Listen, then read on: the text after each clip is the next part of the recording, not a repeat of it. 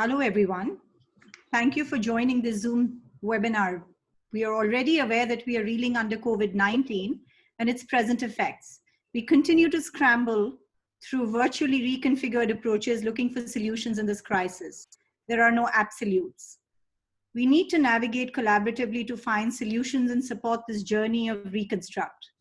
Art and culture individuals, organizations, and institutes cope with new mechanisms of working to tide over crisis and lament the loss of the real sensory that the arts and culture requires for its appreciation and existence. My name is Linika Jacob. I'm the managing trustee of the Chaupal Trust, which is a not-for-profit organization working these last 3 years to create a culture for development ecosystem through a multi-stakeholder approach. In COVID-19, those issues have now magnified tenfold. Helen Frederick, who is the curator of the Chaupal as an organization, and I are very grateful to the Embassy of France and French Institute in India in believing in us so as to collaborate to bring this webinar series to you. We agree that the virtual scramble is reaching a crescendo level. Can we hear ourselves anymore? Can anyone else hear us? How can we approach this virtual world to support arts and culture and environment? And how do we then find continuity for the long term? We bring to you the dichotomy, irony, and poignancy that lies within these questions over the next 4 weeks through a lineup of teamed panelists that are stalwarts and leaders in their critical areas of work, practices, starting with a critical moderator in this session. Ravi Agarwal will be moderating the first part of the webinar session, which has been aptly named by the curator of the Chaupal, Free Fall of the Creative Paradigm. Ravi is an artist, environmental campaigner, and curator with a work practice that spans 25 years. He has campaigned through his multiple projects on environmental causes. The esteemed panelists consist of His Excellency, Dr. Bertrand, Hartingh, Counsellor for Education, Science and Culture, Embassy of France in India, and Country Director, French Institute in India. He is a lover of arts and culture and the value it brings to the development of humanity. He has been in India, according to him, 10,000 years. In real terms, that's 4.5. And he works through the multi-channel approaches to develop the Indo-French alliances and supports. Alice Audouin, founder and chair of Art Change 21 and co-founder and former chair of the French Association called Art and Sustainable Development, who sets the note on her journey to environmental activism and global thinking through the Mask Book Art project that is designed to raise awareness about air pollution and climate change, and with whom the Chaupal Trust is now collaborating on the Mask Book India campaign. Last but not the least is Jack Rasmussen, who's the PhD director and curator of the American University Museum at the Katzen Center. In relationship, the was open in September addressing issues in the USA election, environment, immigration, human rights, surveillance, and addiction. I invite Ravi now to take this forward. Thank you, Ravi.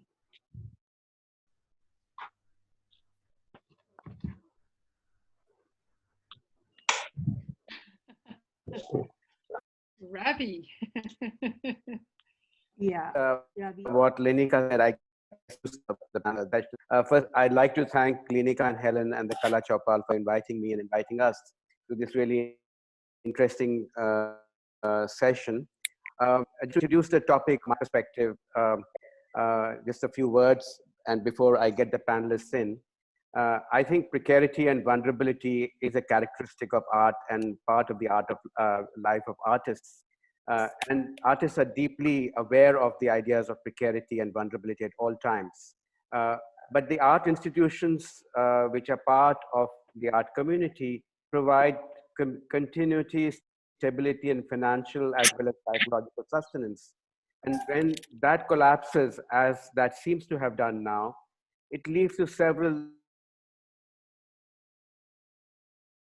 types of breakdowns and uncertainties, but are also extend to the artistic community. And they're very hard sometimes, as they seem to be very hard to deal with, and including financially. This event, I think, shines a light on the structures of the art world, the galleries, the museums, the markets, and the artists at the base of it. There has been a collapse of museums, galleries, and markets, and there seems to be no easy end in sight. The question we want to discuss today will deal both with the nature of the collapse, but also the kind of alternative models of support for art production and viewership, which can be envisaged in the coming future. Does this imply a paradigmatic shift, or will these new ways become part of what we have, or will this be a new world of art institutions? So will be an extension of what we do, or will something get reconfigured? My three panelists here, Bertrand, Alice, and Jack, who have been, I guess, introduced by Klinika, they're very precisely placed to answer these questions. So I will just start straight away and pose the question to the three panelists.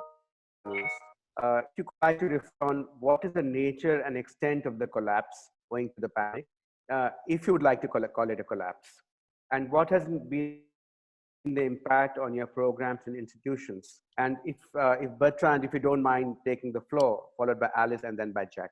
Thank you. Thank you very much, Ravi, and thank you, Klinika, and all your team for introducing everything. Yes, actually, it was at least the very first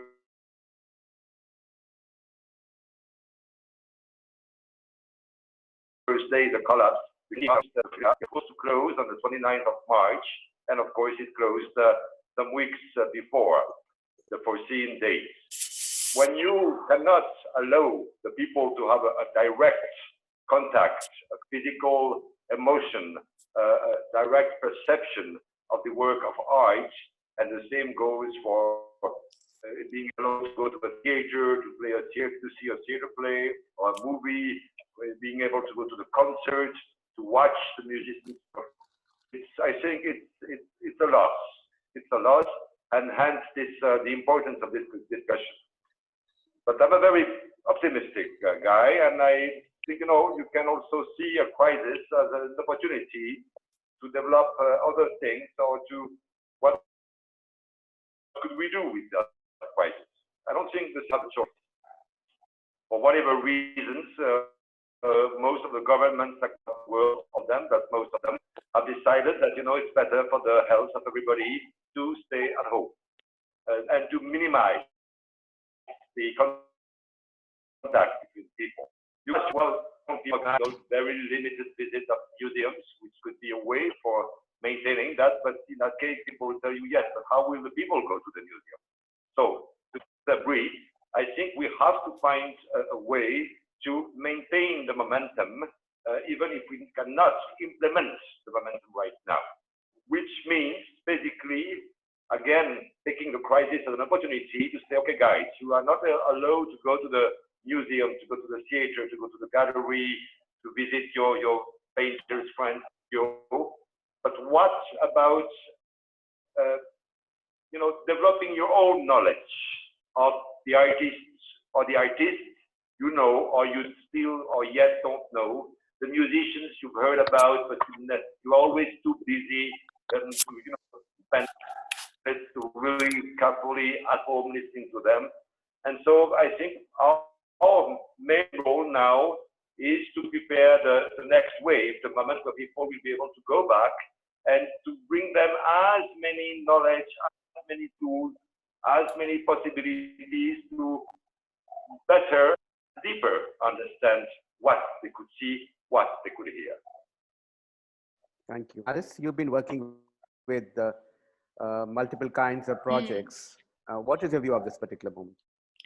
First, before that, I wanted to say that I'm very happy to share this moment with you. Art of Change 21, as you know, organized many events and mass book workshops in the world.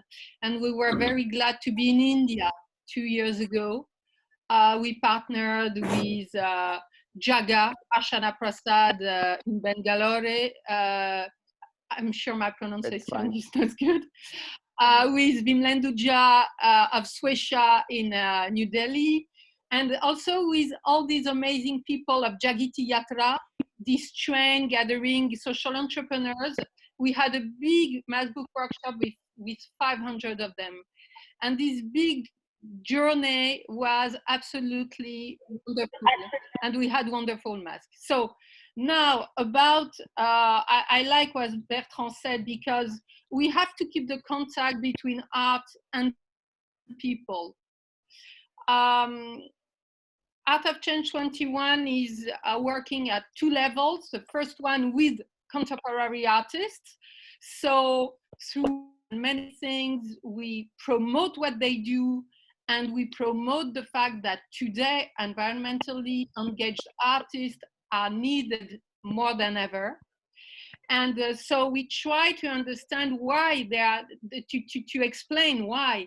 It's because we understand with this corona crisis that the ecological transition is needed more than ever. And artists contribute in this new mind shift, more cooperation, less competition, more long-term perspective, less shorter perspective.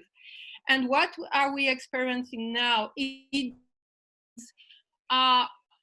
freedom, because freedom was like, it's okay when we live in France in democracy, but we realize that no, it's not okay. I believe that might lose its power in our society because we now understand that, you know, the best is not to consume, it's to be free, and we were prevented from, you know, going out. And so I think there is a mind shift. I believe that something will happen, and culture will play a more important role.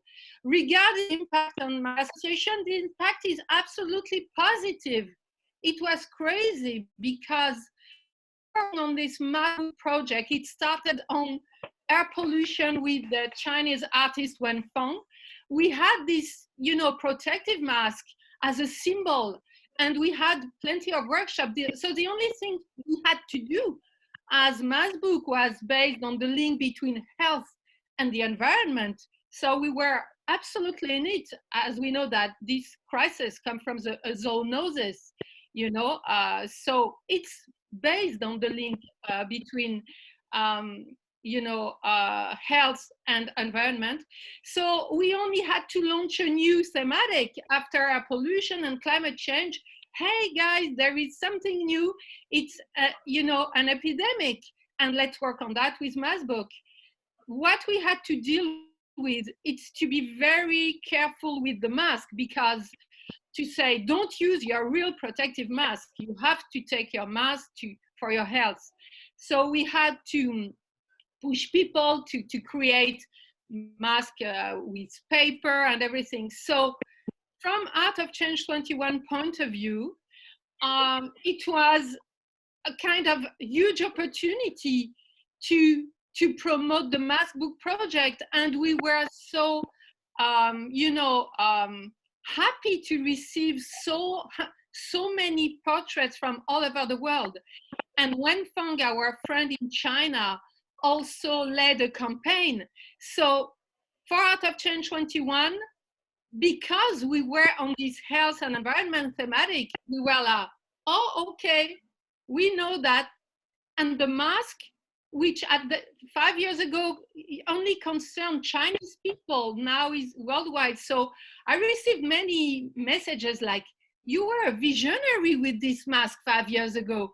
Now it's all over the world. So I'm sorry to look like opportunistic, but when we realized that, we knew that the MassBook project will have a big time now.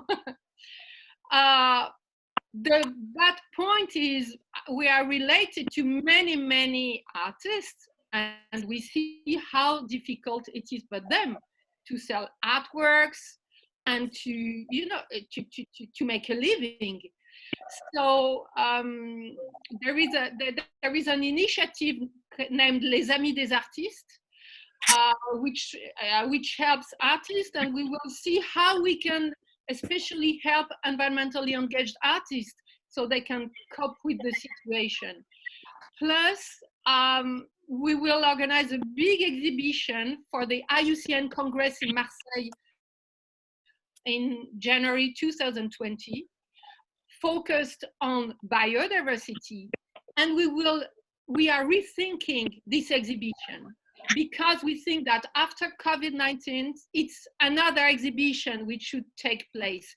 And we are working with the Ministry of Ecology and the of French Office of Biodiversity now to see how before the exhibition, we can organize something online. And my last point will be, you know, this exhibition we have to organize on biodiversity for IUCN. Before COVID, we would have only be exhibition, catalog, exhibition. And now we think in a completely different way. We know it has to start before, maybe now. There will not be as much people as we can expect who will visit the exhibition. So how can, as Bertrand said, how can we share the exhibition? How can we share what the artists say and do with their project with more people, and to find other ways than just an exhibition? And I think that many people are thinking about that now. We can't count on just one exhibition. We have to imagine other ways. Thank you, Alice. And you know, I was meant to, I'm in the process of curating an exhibition end of the year. And the question is the multi-site exhibition. And the question is the whole thing of site changes. What is the site now? The site before is not. So we all have to learn of what this means. And thank you for your... Yes, relocalization. You know, we will not invite artists from the US maybe, because we are not sure even in next January if they can come. It changes many things. I'll come to you, Jack. Jack, you are part of a university museum, a major and very important museum. Your impacts must have been very different. Can you tell us something about how museums and your museum is coping in the US? Sure, thank you, Ravi. And I want to thank Helen Frederick for inviting me to participate in this important panel. I'd like to talk about the pandemic and its effect on the AU Museum and what we intend to do about it going forward. The pandemic, of course, is a tragedy for so many people all over the world, and it is probably in poor taste to discuss the inconvenient disruptions to our little art world in the same breath. Nevertheless, the arts are going to play, I think, an important role in making the world whole again. We must help make this new world, and we must not waste this crisis. On March 14th, students, faculty, and staff were told to leave the campus of American University. Classes were to be taught remotely, and the staff would telework. Classes, the museum was closed with 6 exhibitions on the walls, caught in limbo, and we were locked out. Those exhibitions are still on our walls and will most likely stay there at least until well into June. I wanted to believe that our 7 summer shows could go up in mid-June, but as the virus marched through the population, it became clear we weren't going to be able to enter the museum before June. And in any event, art transporters aren't transporting, and storage facilities are closed, and nothing was going to move in time for us to allow us to install our shows before July. So I canceled the summer shows and continued preparations for the fall. We then learned that the university was down about 27 million in lost tuition and rental fees over the summer, and all universities are expecting declines in enrollment for the fall semester, costing many more millions of dollars. So the result is the university directed the museum to drastically cut its budget and eliminate a total of 14 exhibitions over the next 15 months, while extending others as a cost-saving measure. Unfortunately, fundraising has come to a standstill as donors hold on to their cash. We won't be able to offset these budget costs. So far, we've been able to keep our team intact, though we have lost a whole cadre of graduate students and contract workers, most of whom are artists. We're directing our efforts at working on our future reopening and ramping up our online presence. There is a new feature on our website called Museum at Home. Digital catalogs are available for recent exhibitions. Digital storytelling on Instagram features artists scheduled to exhibit. Spotify playlists of songs from artists scheduled to exhibit. Children's art tutorials for parents at home. Staff selections from the collection featured on our e-blasts and on social media. We're working to present gallery talks with artists and curators through different online platforms. Exhibiting artists offering online workshops. We're hosting a series of online town halls on relevant topics for artists.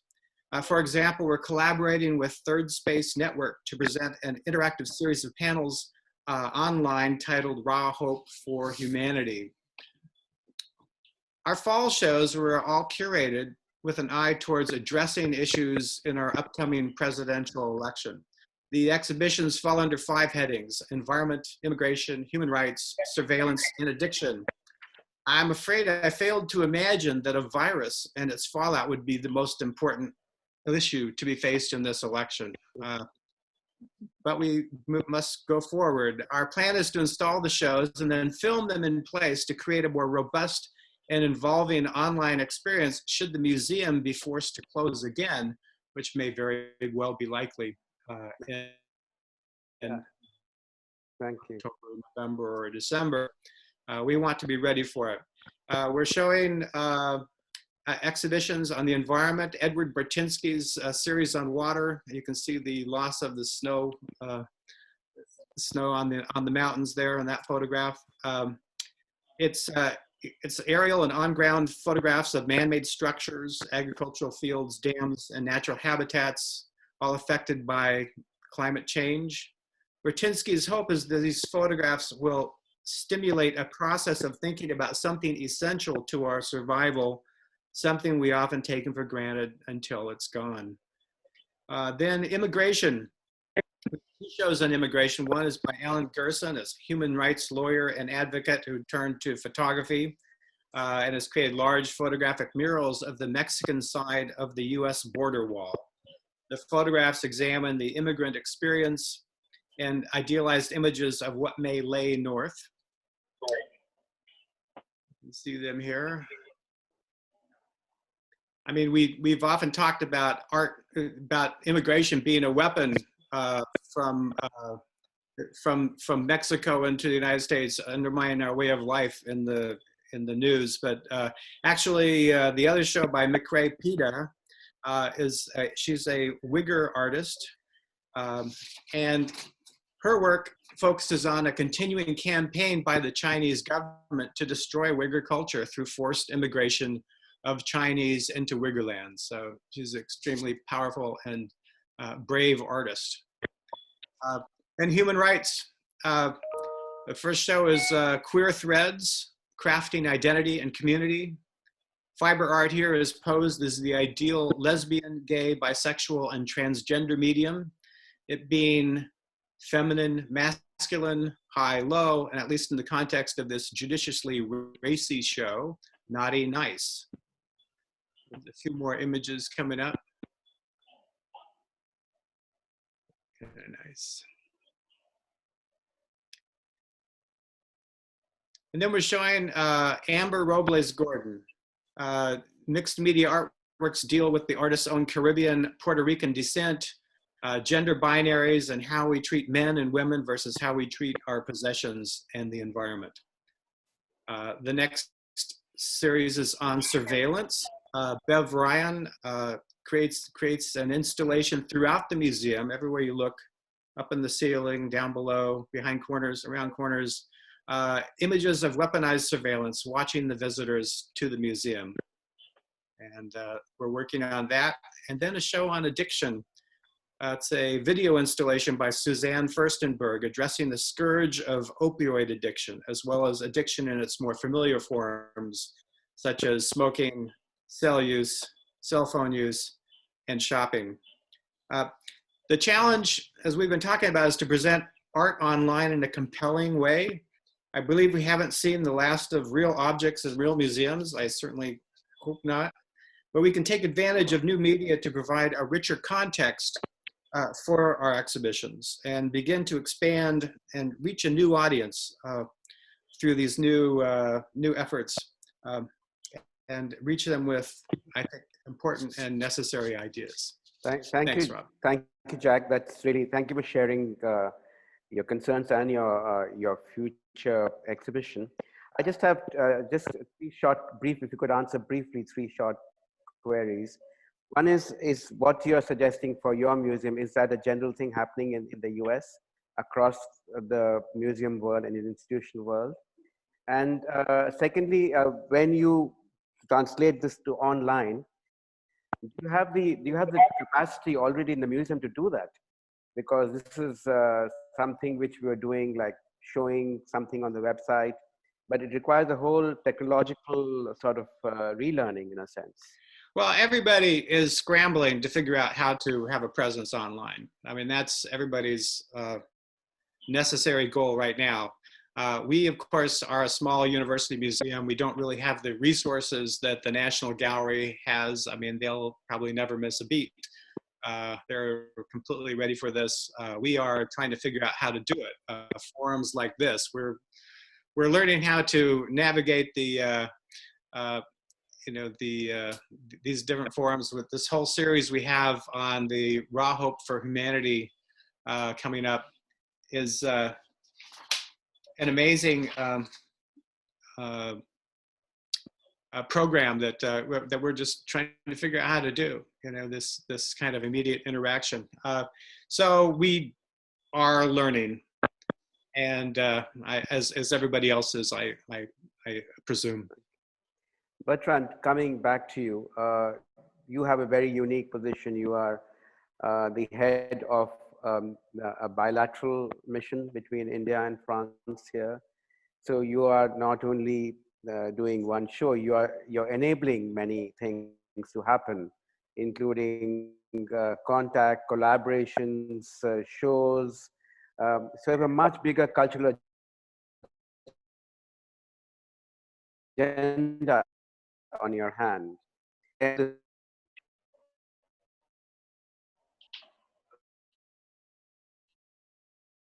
Well, thank you for the question, Ravi. It's a very deep one, actually.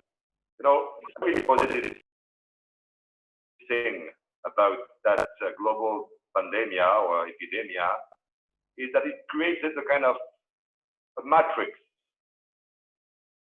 of collective intelligence. And for me, the answer does not lie in a single place.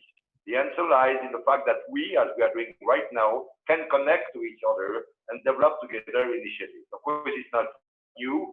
We've done that before the COVID. But right now, it's a question of survival. If we don't engage with the others, we're gonna disappear like these are not gonna mention. So that collective intelligence is a huge asset. And for us, there is no other way than to keep engaging and engaging and engaging again, trying to reach as many people as we can. But there is a bad side effect of that crisis, that it might modify a little bit the segregation between those who have, or to be more accurate, those who are connected against those who are not connected. And I'm afraid that we have to be extremely careful about not creating a deeper shift between those who are connected, can access all the fantastic exhibition I can now see from what Jack is doing in Washington, versus the people who will never think about looking at an exhibition on their very small cell phone that they can carry in Karnataka or wherever in the world. So that for me is the main, not liability, but the main challenge. How can we make sure that we can create a true web, coming back to the very original web when it was created a long time ago, to set a network of people who can spread, not physically, it's impossible, but using all the possible ways, including the old one, the phone, a simple phone call sometimes. Have you seen that? Have you seen this? So my dream will be that all together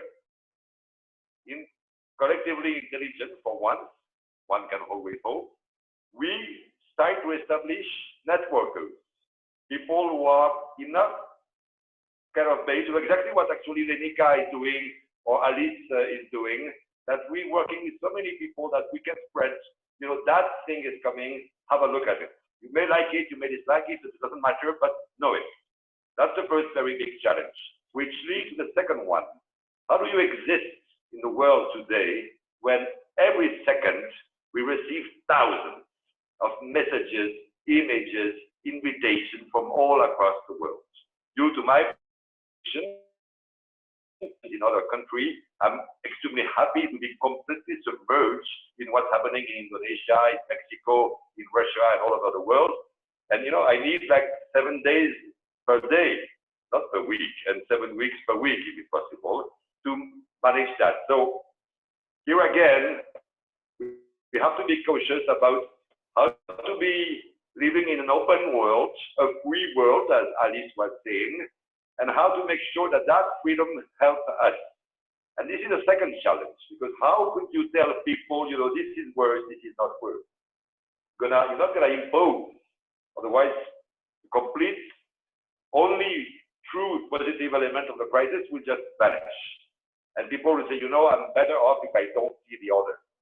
Because let's face it, we are very happy, we are among the elite, we have all the iPad, iPhone, Samsung, whatever tools you are using, and we can benefit from that. But so many people are afraid, so many people are homeless, foodless, jobless, and why would they want to, or how could they think, okay, come on, I have to make a living, I'll see the art on a cultural basis.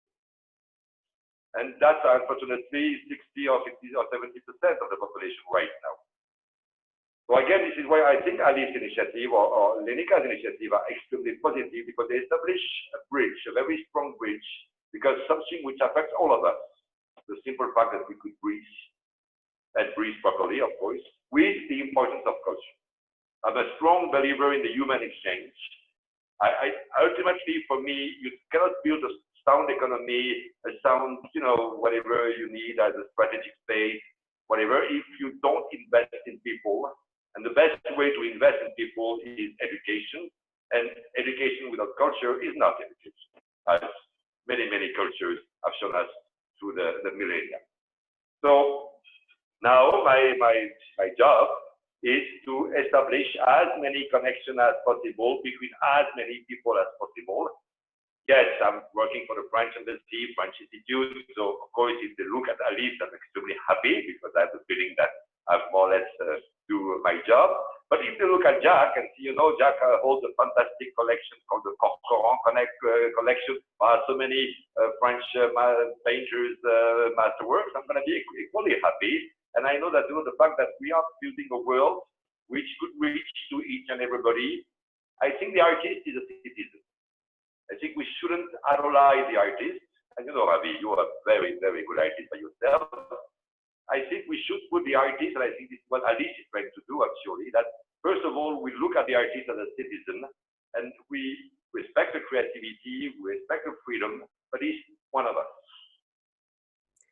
So we have to make one of us is one of all of us, as we say in Hindi, Hamlok. You will translate. Thank you, Bertrand. I just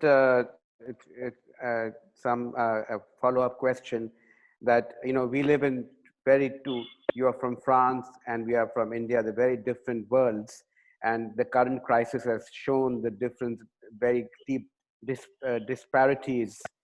You see people walking home, and so my question is that, you know, now with this crisis which is global, but in Europe, will it, and with institutes like yours, will there be a shift in cultural funding of some sort, or what do you think, if you want to answer that? And in here, does it also mean for an institute like yours to refocus on issues very specifically, because the digital divide is very evident here. The social problems, social equity problems are very clearly more evident here than ever before. So as a bilateral institute, does it also mean refocusing your programs to things which are becoming more and more apparent right now? I think you mentioned the digital divide, you mentioned the inequalities. Does it change your programming as well? and the Well, funding? Thank you, Ravi. Right today, I had to, of course, spend a lot of, the past weeks and the following weeks, I'm going to have to devote a lot of time of improving the partnership between India and France, and everything which is going to help. It would be a mistake to say, well, if you invest money in health, you don't invest money in art. Or if you do invest money in health, you don't invest money in the environment. And we know why. Because you cannot separate health from environment. And this crisis is exactly the perfect mathematical demonstration that it comes from a bat or from wherever animal it came. Anyway, the connection for the best or for the worst. So you want to invest on health, you invest on environment. You invest on environment, you want people to be more aware. And how could people be more aware if not by developing a strong cultural knowledge of the impact of environment? And how do you raise that awareness if not by, allowing people to create freely about that? So I don't think there will be major shift, at least not for the French government, Inshallah, Buddha, Shiva, and all the others, that we will keep focusing on the importance of culture as a key to all the other items. India is actually facing a huge economical crisis, and we all know that the people who are going to pay for that crisis are A, the poor, and B, the poor women, because they are only at the end of the road the people who will suffer the most. And we know that girls' education will be a very, very damaged part of the ecosystem at the end of it, if there is an end. So I think we should focus also by helping institutions who are using each and every tool to raise that issue again and again. There is nothing more important in the world than girls' education, and art and culture is a fantastic way to deal with that. Thank you, but that's heartening to hear. Alice, coming to you, you have for long engaged in the mask project, in the art of change, not the art of, so that's very important distinction you make on the art of change project. Yes, but you're also an artist, okay. and you have you talk to a different world than institutional worlds talk to. What is your sense of the kind of pressures artists are feeling today? What are they looking for? How they're building new solidarities? With whom are they building solidarities? And you work, for example, in a mask project from across around the world. It's a massive project. So can you reflect? Can you tell us something about what is the artistic community and your sense of it, and the future of how we build new solidarities in that? I'm sorry, I can't share my picture on Masbook. We have your pictures. I think we can show them. We can share them. So I just would like to precise one thing. I said we were lucky, but of course lucky is not the right word. Our book was an offline project, only based on real collective workshops. We organized with many partners all over the world. So the basis was to gather people,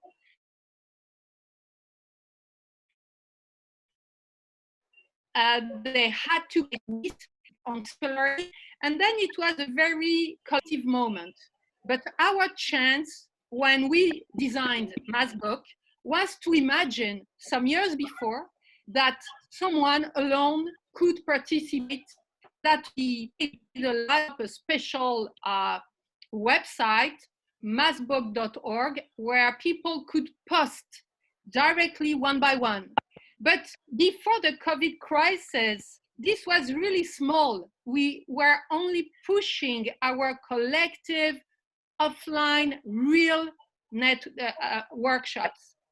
But we realized that our chance was to think about digital participation from this. It was so easy for us to press the button now and to say, we can't gather, we can't organize real events, but you can contribute to Mask Book online, and it's very easy. The garbage, the waste is at home. You know, you can take it. You can take your picture. So we realized that we had a backup to contribute to the project. So this was important. And about inclusivity, we don't know how to do with that, but we have a part of the project which is called Mask Trotter. It's a globetrotter who meets people who do not access internet, and so he helps someone to do the mask. So to see how it's possible to reactivate this part, because as Bertrand said, even to contribute to Mask Book, you need to put something online. So we are thinking about that. And I think that was important. We have measured the impact of the Mask Book workshops, the real offline ones. And we realized that our major impact beyond, oh, okay, I will better sort, I will do this and that, I realize that pollution is big, is before a workshop, we asked them, do you think you are part of the solution? They say, no, I'm too small. And after a workshop, after they did something by their hand, after they were themselves in a process of creation, of expressing their messages and create something, they change their mind and they say, yes, I can be part of the solution. And I think that art plays a role at two levels. For a general public, to do something through art, even if you're not an artist, is very important to feel oneself as an accelerator or a player of the change. And I think it's a good education to stop this feeling that, oh, it's to be accompanied. So this is output. And then contemporary artists who are today environmentally engaged, they have all the solution. If you take Audouin Kanga, the Landversation, she was in Bangladesh 2 months ago. Landversation is a kind of talk with different shareholders, and then she creates something from that. When I see the new ways, projects, not objects, but projects, new ways of dealing with stakeholders, that artists know how to create new methods for sharing and building together. I think that that kind of artist, and it can be also Thomas Saraceno with his Aeroscene big project, to imagine what a post-fossil society could be, for imagination, for creating this new world. I think we should be more focused on that type of artist. Some of them are very well known, some of them are less, renowned, and it's important to better know them, because when you see an artist, an American one, named Michael Wong, his major project is named Extinct in the Wild. He reviewed, he take, extinct species, and he does something like how to revive it with art. So there are many experimentation by artists today, and many solutions are now in their experimentation, and we must learn from them more than we do, because we don't know them enough. My database includes 2,000 artists related to global stakes. But if you go to a museum or an art exhibition or art fair, it's really a minority today. So we have to find a way to increase, and this is what you do with your exhibition, of course, because Bertinsky is one of them, very big. And this is what Lenika does, and thank you so much for what you do, because she pushes that kind of artist. And this is what Bertrand will do, and that we all share in common. Today, one kind of artist, the one who has decided to play a bigger role within the society, to must be more promoted, I believe. So you're suggesting a solidarity with society, with the social discourse. You're suggesting that art needs to speak to the social discourse much more precisely. For me, what they do is not that much solidarity, it's innovation, imagination of what is new, the new world, which has to replace our old world. Thank you. Thank you, Alice. Lenika, just because we started late, could I ask you how much time we have? I think you should just go ahead, because we lost you in between and the discussion is warm. Okay. And it's important, I think. Okay. So you should just go ahead. Yeah. Thank you.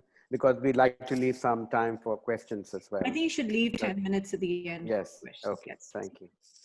So, so this is getting really interesting, and thank you everybody for sharing so openly what the challenges and what you think needs to be done.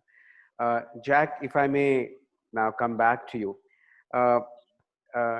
You have given some hint of what you're trying to do, and I speak to you because you are in charge of a museum, and getting shifts in a system which is so established for such a long time. Because even if you show exhibitions online, then how do you get a sense of the art you see being physically available to the art, and vice versa is very important, how we experience art and how art is displayed and stored and collected. If this thing carries on for, as it might, for longer, where it's hard to get people into museums, footfalls into museums, what kind of shifts could be possible to make these institutions still viable and still in a place they'll survive as institutions, or do they need some basic reconfiguration? It could be speculative thoughts on your part as well, doesn't have to be. We all sort of trying to figure out, and you're well placed to sort of speculate, or if you've thought about it, for us to share with us.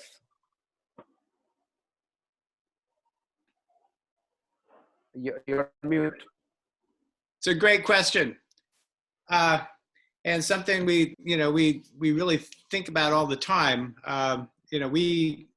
I think we're all talking about the same thing. We want to have an impact, on the world. We want to bring these ideas out and to the fore. I'm sitting here about 8 miles from the White House, but I may as well be on the moon, I think. But we do have an election coming up, and so there are ways that we can still impact that through the art we are working with online, but it's extremely difficult, and I hope this is not the way we have to work. Because there's only so much you can do. I think you can bring more information, you can create a richer context for the interpretation of art, but still we're talking about basically a very analog experience where you really need to be there. So I don't know, it makes me wonder. There are artists who work in the digital medium, and they're probably not suffering too much in what's going on now, because you can actually see what they're doing the way it's intended to be seen. So I suppose if this goes on, that kind of artist will be more and more important in the way it can reach an audience. But I don't have any answers other than that. Right. No, I understand. I think nobody has real answers. But what these very sort of old forms of institutions, which like the university and the museum, can they become, will they become different, or will they start focusing differently? I mean, digital art is one thing, but art is still it's everything. There could be so many mediums. It's post-medium as well. Well, in a way, I mean, the museum is probably the least green kind of institution or, you know, structure there is, you know, keeping things to relative humidity of, you know, 50%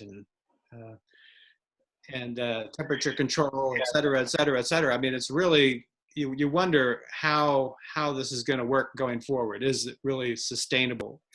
And a museum becomes a repository for things, and then other institutions start to provide other kinds of experience, like you know, Mask Book, for example, where you're not trying to preserve something, and in addition to presenting and, you know, new ideas, but things may shift. I mean, that's the way it goes. Jack, are you telling me? Alice. Jack, are you telling me that you want to exhibit Mask Book? I want you to exhibit us in your medium. There you go, new collaboration. We could maybe collaborate. I would love to. I think that the business model of a non-for-profit organization, I don't know what you think about that, Lenika. This will be difficult because usually you get sponsors, big sponsors. Our main sponsor is Schneider Electric Foundation, because you build big events with big image. So during COP Climate, we invite very important artists, we organize big events, and now we don't know when the next COP Climate will take place. And for the IUCN Congress, this will not be this big 10,000 scientists and experts from all over the world coming to France anymore. So it's not easy to get money from sponsors when you are not, you know, able to say, I will get this person, I will have this wonderful panel, and I will have this audience, and this will take place in this big international event, as we did, because we do many other things. In Art Basel, we had a big event last year. We, you know, it's not like the good mood to do something in Art Basel now. We don't know when the COP will take place. So we don't know how we will give as counterpart of images, you know, to our sponsors now. And we took some new on this big international thing for a while. So, and I think that it's a bit the same for an exhibition. You expect a big opening, major people, journalists coming. So it's not what you can do now. So how can we get, you know, private or public sponsors, and on which basis? Because on communication counterpart, it will not be that easy. Yes, thank you, Alice. And Bertrand, I'd just like to have a short comment from you before we open it up for all the participants for Q&A. You are a very experienced diplomat. You've dealt with culture and art for all your life, for a very long time. And so what is your sense of how these cultural exchanges between, you know, bilateral exchanges, not only here, other countries, how will it be impacted in the future? Because for us, it's a very important part of our art community. You are very important. Other institutes are very important part of our art community. What can we expect? Can you tell something to the artists in the art community? You can expect our full support, and that's not diplomatic word. Okay, thank you. I frankly don't see us stopping, committing with all of you, trying to find ways.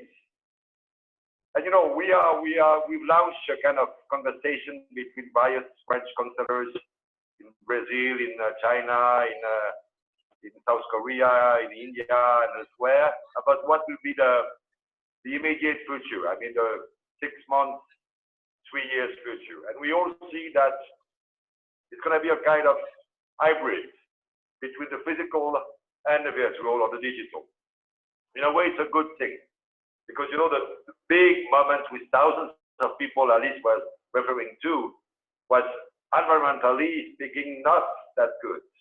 So many plane tickets and all, the carbon tax, carbon price is high.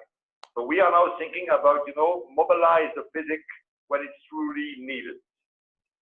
But for me, the emotion you have, where you are facing a Picasso, a Rembrandt, a Rothko, whatever, a Soulage, whatever the artist, I'm only quoting old guys, so not to make anybody jealous.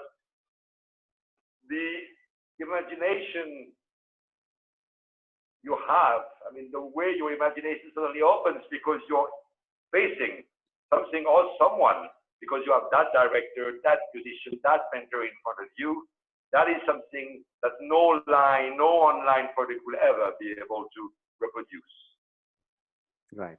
We all have Netflix or whatever, Amazon Prime, but we all still go to the movie because we all know the experience is completely different. So how to maintain a movie while the online product is going wild?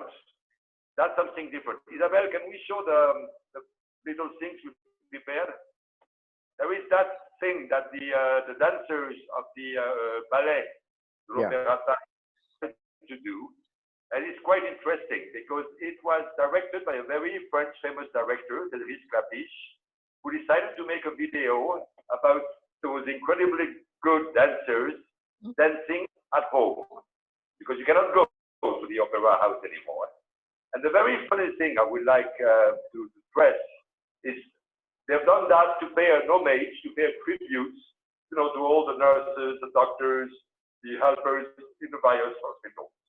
And one French Parisian hospital decided to answer and ask their own staff to dance in answer to, the gift from the Ballet de l'Opéra de Paris. And for me, that kind of physical exchange through a screen was a good path toward the one direction, because it's, people need to do something, to physically do something. Yeah. You need a dancer to dance. You need the photographer to take a photography. You need the painter to take the brush, or the sculptor to sculpt, or the musician to take his instrument or her instrument to perform. So let's maintain that right now, since we cannot organize public events. But as soon as it will be possible, and very frankly, we all know the answer, it will be possible the day we will have the vaccine against that virus. How many months it will take, I don't know, although I'm hopeful that it will come a bit sooner than previously expected. We will push again for physical months, but probably more balanced. Yeah. Linika, if I may request you now, I'd like to open it for question and answers. Yes. But like all of us, we're not experienced Zoom. No, that's all right. That's all right. And you can help us how to do that, and then we have about 10 minutes, I hope. Isabel, if you could open everybody's videos, and let's address everybody's hands as they come up. We can allow participants to name. Bertrand's Opéra de Paris video was the best of the crisis. Yes. Because it was an emotion, like in the opera. We all cried. It was so beautiful. And Radio France has just launched a call for action. They expected it was on classical music, and they are overwhelmed by contribution. And I think that what you say, participatory action is a school of cooperation. And I think that kind of participatory action are really wonderful today. A collective intelligence. Yeah. when people go into the space, it's not going to be a new normal. There's going to be a certain growing resistance and anticipation about being back in the public spaces, for example. And we know that artists are very resistant and they can bring things to the table. But I think the institutions also have to think actively about changing from the higher echelon into what's more, as you're saying, collective. So how do we take this idea of the Bruce Society coming back into public spaces to make them more aware of what I talked about yesterday, is the archive that's inside all of us, the institutions and the artists, and how do we bring that together in this Bruce Society? How can we do that in the public spaces? Helen, who were you addressing? Anyone who wants to answer it. Alice, or might be very good to start.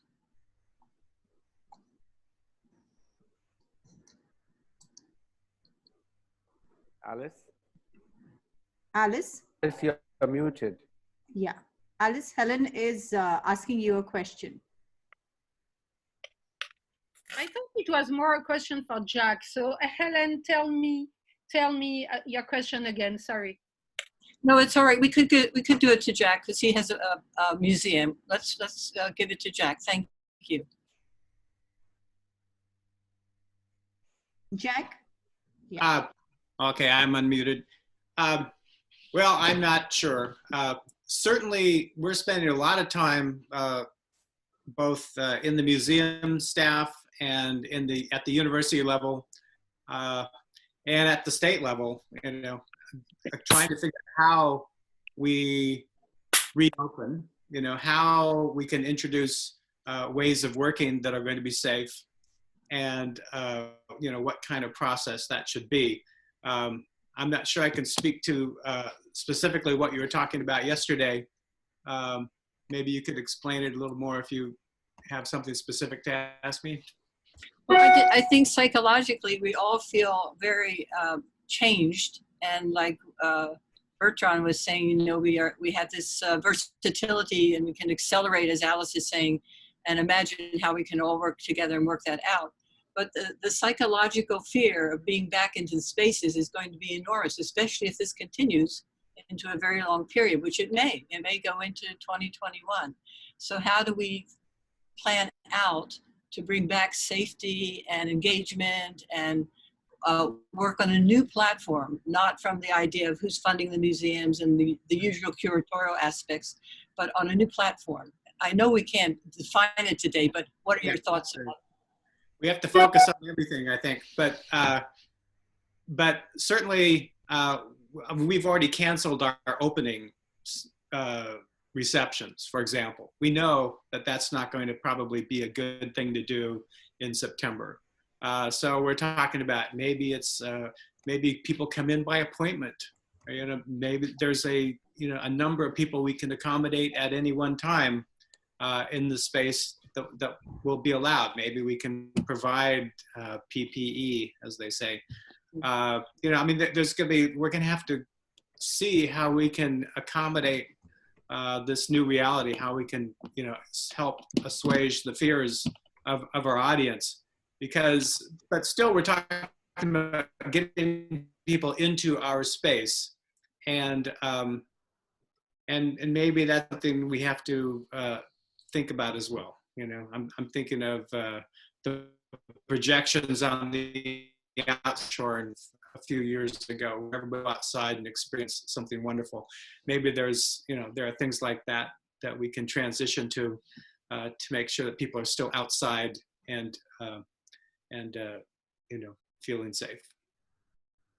Alice, what I understand in platform, but maybe I don't understand very well what you. Well, we always started the museum working from the a way to collaborate is a way to collaborate all together. I think that today the chance it's to democratize art. and because it's an opportunity for people to practice. We were talking about how much is important, and we see how many young people, like a 10-year-old Chinese guy doing this math book, and teenagers. So democratize the practice, and also democratize, like, for many people there is still a gap, you know, going in a museum, the perception of the contemporary art as something related to capitalism or something too conceptual. And maybe we all have this platform is what we can live now, create together now, could be a chance for the access, because this digital moment is, even if we know that many people do not have their, you know, their mobile phone, but it's today a very popular tool. And I think that we have to imagine together how we can use this period, very special period, to push this feeling of being one, of uniting people, the joy of feeling together with this participatory project. And we know that art is at the best position to organize this participatory project. And you're right. You're absolutely right. Community, I think the community drivers to art and the interconnects with people is more and more important today. And how does a digital platform work within the sphere for the next 6 months, 8 months, a year, till this uncertainty lasts and we don't have a vaccine for COVID? How do we last this particular time in the multi ways that we will interconnect, you know, and continue to keep art relevant, exciting, and interconnected, and also address livelihoods? I think fundamentally that's extremely important at this stage, to create platforms that will eventually support artists and the creative communities. I think that sort of onus lies on all of us. But thank you. Nobina is asking, I have a platform, Disappearing Dialogues Collective, and as an artist, I've always strived to impact and address environmental issues, but it's tough to get funding, support, or cooperation of art institutes. Do you think this crisis develops a new path for socially engaged art practices and alternative practices in the place of studio practitioners? Institutionals definitely play a huge role with collaborations. Who would like to answer this? Jack, Alice, Helen, Ravi, anybody wants to take this question up? Ravi, maybe you can answer this. I'm a moderator. Yeah, you can still take the question. I think, I mean, the question of funding I cannot address. So no, that is something an organization. It's a question of how programs are prioritized, and what is that the social discourse is focused on. I think so. For the moment, practices which are socially engaged and are speaking to the moment will have, like you see a lot of shows on the ecological problem happening, which never happened for a long time. So these will become more and more apparent. But I'm not making a case for this versus the other. There are different kinds of art practices, and they all have their different trajectories and different importance. But for the moment, it seems that that these kind of practices which are socially engaged or which are speaking to a certain social discourse will be important, it seems to me. But I think other practices also continue. They need to continue. There are many kinds of art, is not one thing. But the funding, that's maybe Bertrand might talk to Bertrand about it. Jack and Bertrand might want to say something about it. Yeah. Because Bertrand did talk about reorienting programs a bit. So that falls into that ambit. But Bertrand, if you'd like to say something more.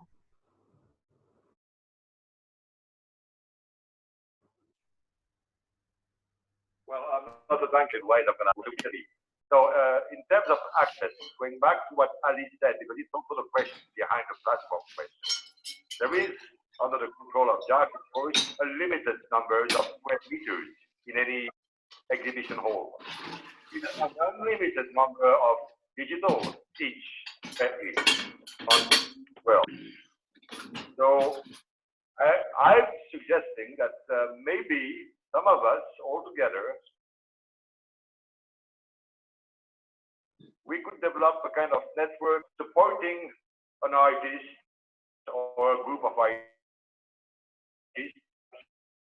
for some time, but you know, getting the stamp of a known prestigious institution and say, we cannot, because COVID prevents us to do it, we cannot the exhibition there, someone is calling to get that. We cannot host the exhibition, but we will be happy to support your exhibition online.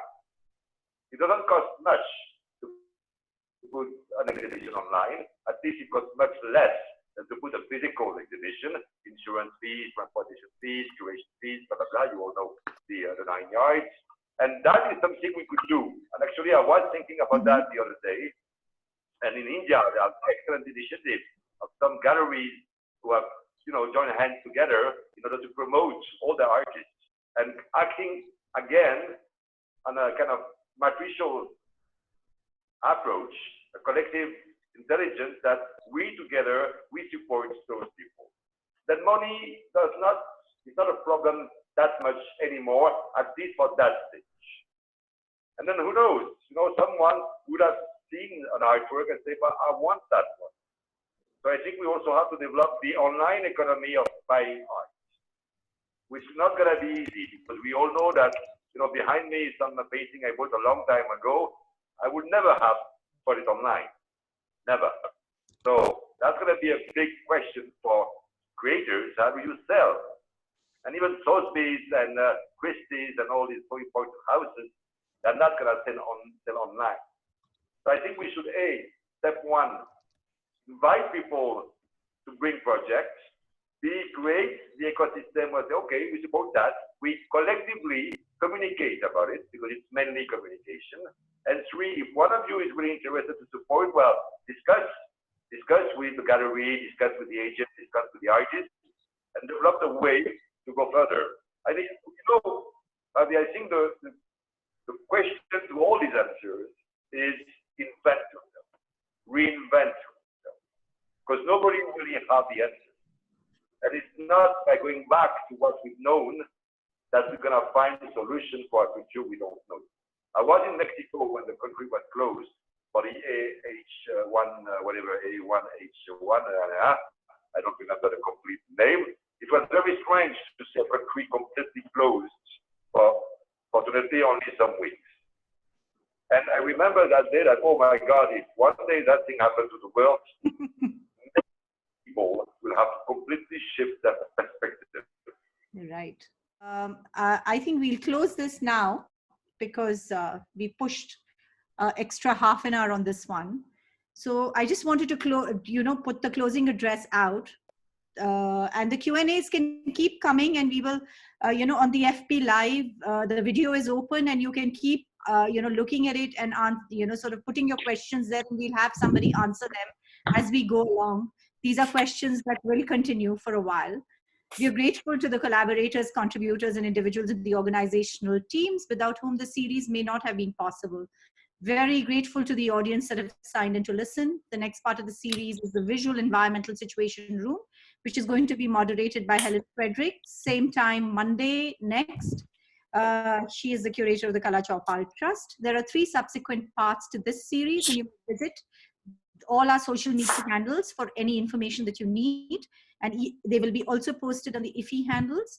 All our journeys are collaborative, and the sooner we work together, the stronger we will be through taking collective and positive steps of reconstructing this creative paradigm. And thank you, everybody. Bertrand, it was so constructive. Alice, thank you for being on it.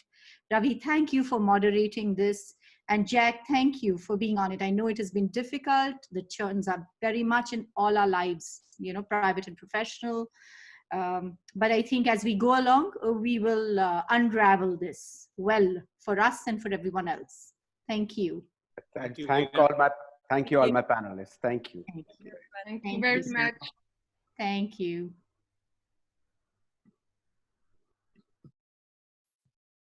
Mhm.